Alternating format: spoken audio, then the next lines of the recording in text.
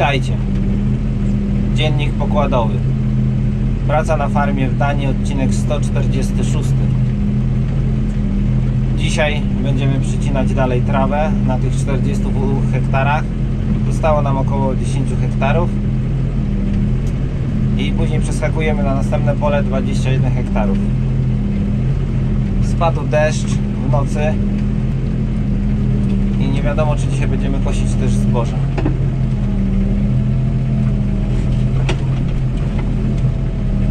Przejeżdżamy przez pole kukurydzy, tak jak w Czarnoksiężniku z krainy Oz.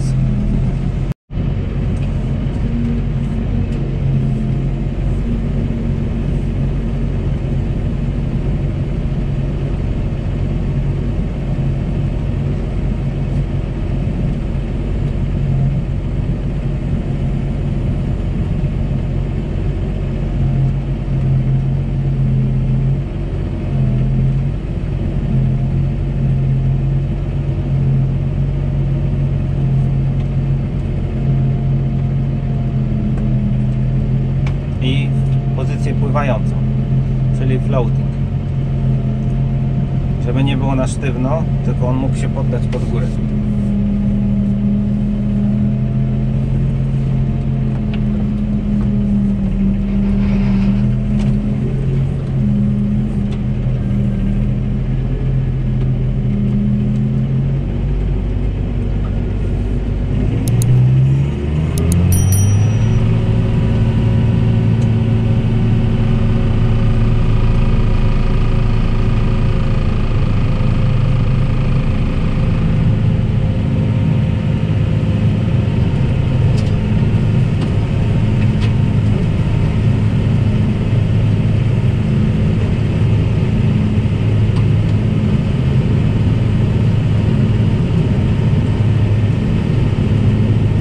Szybko wyschła trawa, pół godziny i sucho. Teleport. Welcome back, Martin Flash Gordon. Teleport się udał. Witajcie. Ja właśnie nagrywam 154 odcinek. Wy jesteście około 10 odcinków do tyłu za mną. Magnum otrzymał moc z powrotem, dostał nową głowę, czyli nową głowicę. I robimy się orkę 40 hektarów pod rzepak. Także musicie być cierpliwi i czekać na odcinki kolejne. Over and out. Teleport. Welcome back, Martin Flash Gordon. Teleport się udał.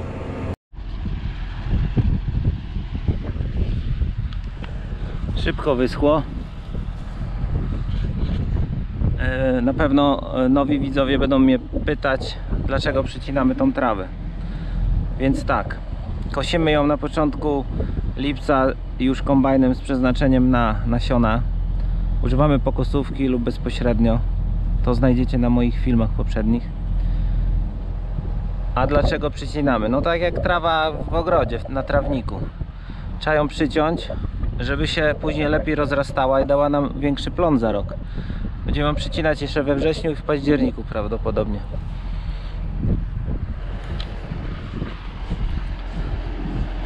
Jedyny mankament tej maszyny to, że zostawia nam tutaj 2 cm taką linię, ale to uwierzcie mi, nie przeszkadza. Mój spearhead jest tak zbudowany, że ma jeden zespół tnący tu, a drugi za sobą, więc może tą zakładkę zrobić, a ten jest tak i tak, dlatego jest tutaj te 2 cm trawy. Czasami tam jest taki rozdzielacz, który je rozdziela na boki i są szersze noże i one je łapią. Czasami nie łapią, jest linia. Także takie dwie różne maszyny. Wszystko ładnie chodzi. Lecimy kosić. Obiecałem Wam opowiedzieć o zaletach i wadach uprawy traw z przeznaczeniem na nasiona. Pierwsza zaleta to jest taka, że możemy wcześniej zacząć żniwa o 2-3 tygodnie przed tradycyjnymi żniwami.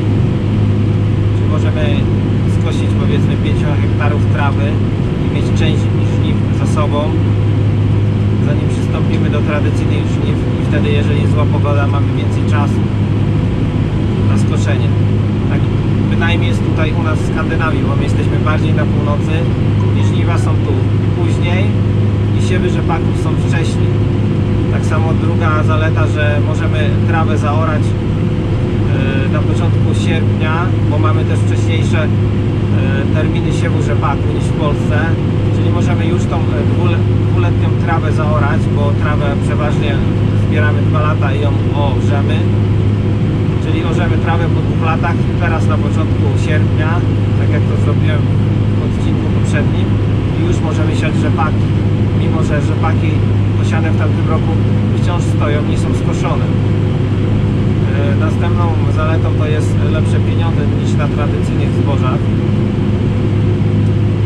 Wadą, jaką znam, jest po prostu tylko to, że trzeba kupić dodatkowe maszyny, na przykład tego trimmera, kosiarkę bijakową.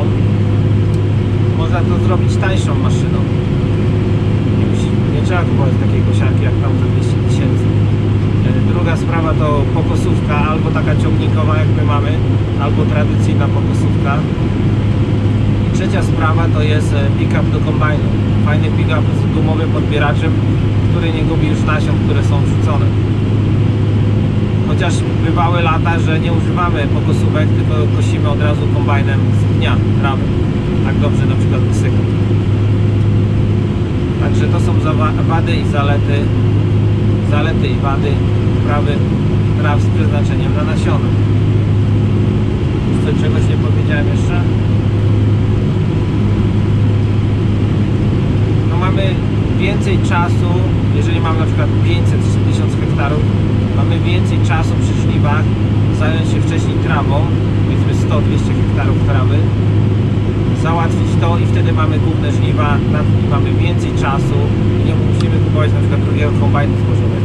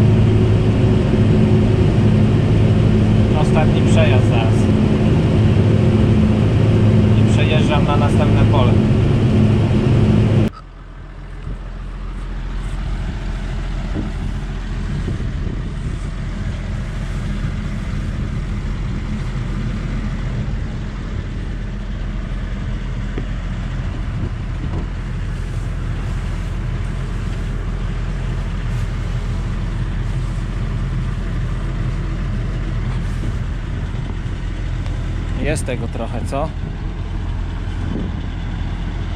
Tam cały ciągnik zabity, to wszystko muszę to oczyścić. Trzeba zawsze oczyścić maszynę z takiego siana słomy, bo na przykład w tych dwóch miejscach, które widzicie na strzałkach, jeżeli będzie dużo materiału i siłowniki się złożą, to może połamać wszystko. To niby jest siano, ale to są duże ilości masy i nie będzie miejsca i to pognie.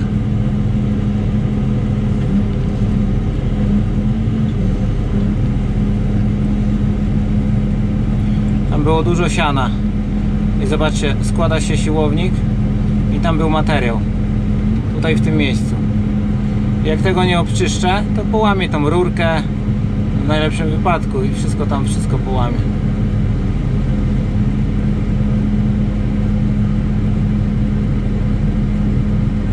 To pole miało 42 hektary, teraz jedziemy na pole, które ma 21 hektarów dokładnie, czyli połowę tego pola. Objedziemy je w koło wpierw 3 razy.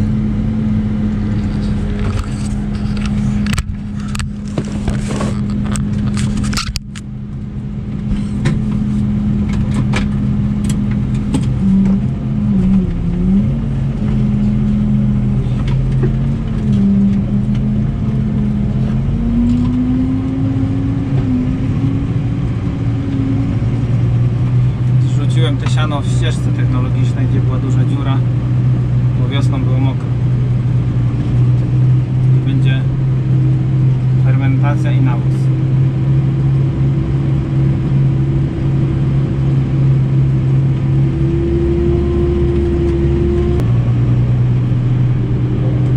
Widzicie po lewej i po prawej stronie, po prawej rzepak, na lewej pszenica. Nic nie pokoszone. 8 sierpień. 1000 na wałku.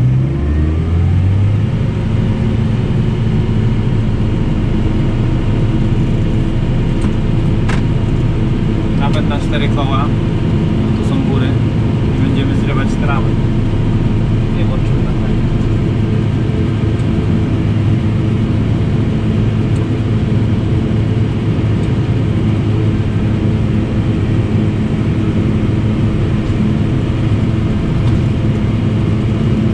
Wjeżdżam 3 razy w koło.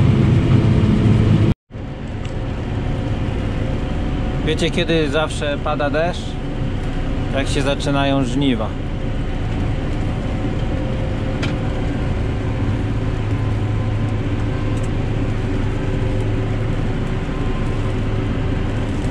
Jest heavy rain. Koniec chyba koszenia dzisiaj. Jest 6:30.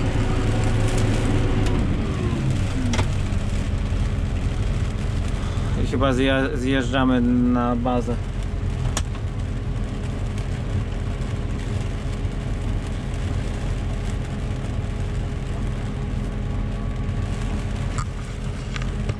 Ale jeżeli będę w domu o 7:00, a może w 7:30, to uda mi się zmontować kolejny odcinek z przygód Martina Flasha Gordona dla Was, łącznie z napisami w 9 językach. Taki, wiecie, International Harvester. Już nie mogę kosić w taki deszcz, bo będzie się wszystko kleiło i poza tym będzie wywalał takie papki, które zrobią się takimi naleśnikami nad trawą i to słońce wysuszy i będzie taki, wiecie,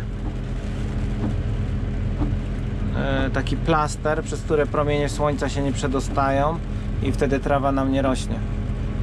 Także możemy kosić tą trawę tylko w suche, jeżeli jest sucho. Wiecie, u gór możecie co kosić kiedy chcecie, ale i tak najlepiej kosi się jak jest sucha trawa. Wtedy najlepiej przez maszynę przepływa wszystka masa. Do zobaczenia w kolejnym odcinku z przygód Martina Flasha Gordona.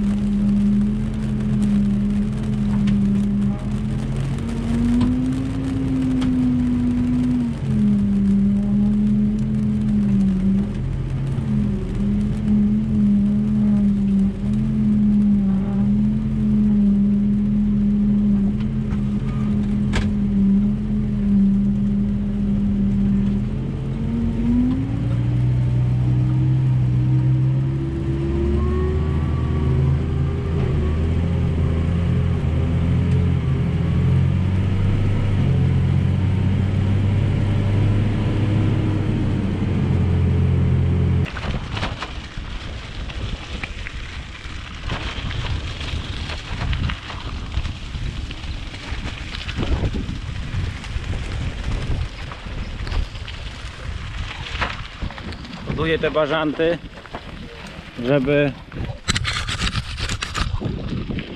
bażanty, żeby za rok je wpuścić w ziemniaki, żeby stonki zbierały.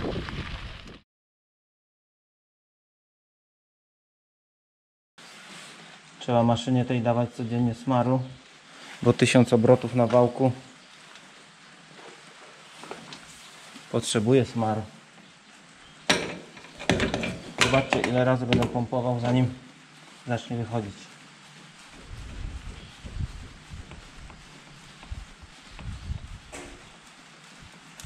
O, dopiero wychodzi. 10 godzin rycia było. 10 godzin pracy.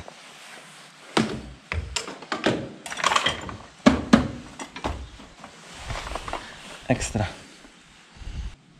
Teraz druga strona.